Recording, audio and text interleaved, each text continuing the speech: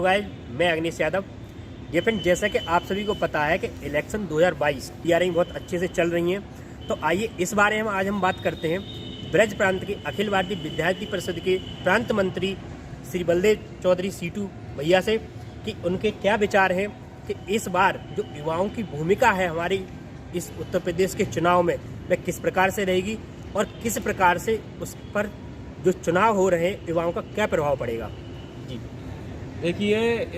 ये विधानसभा चुनाव जैसा कि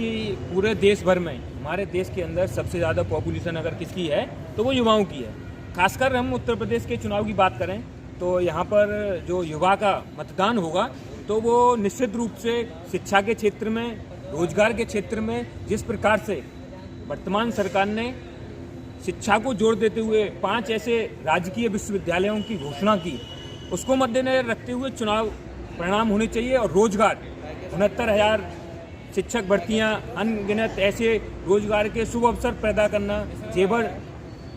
जेवर पर जो एयरपोर्ट बनना है उससे अनेकों युवाओं को रोजगार मिलने की संभावना है। जिस प्रकार से जहां भी कहीं भी नई अगर कोई चीज़ बनती है, इंडस्ट्री एरिया आता है तो वहाँ युवाओं को रोजगार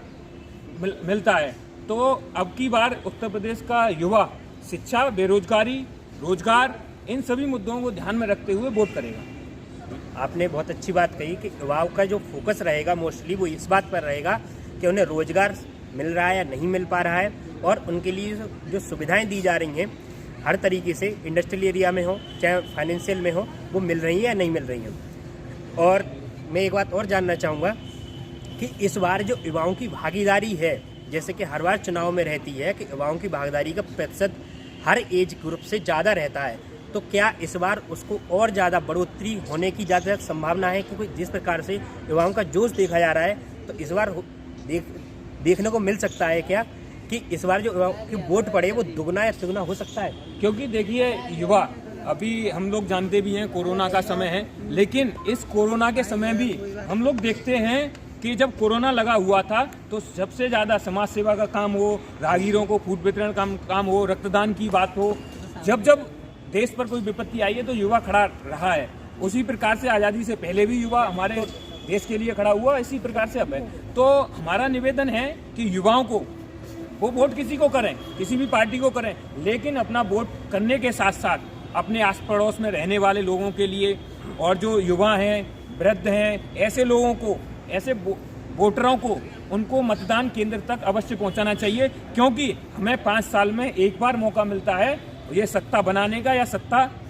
को उखाड़ फेंकने का। तो हम लोगों को मतदान अधिक से अधिक करना चाहिए। युवाओं से मेरी एक ही अपील है कि अपना वोट तो स्वयं डालें ही, चाहे किसी भी पार्टी को डालें, लेकिन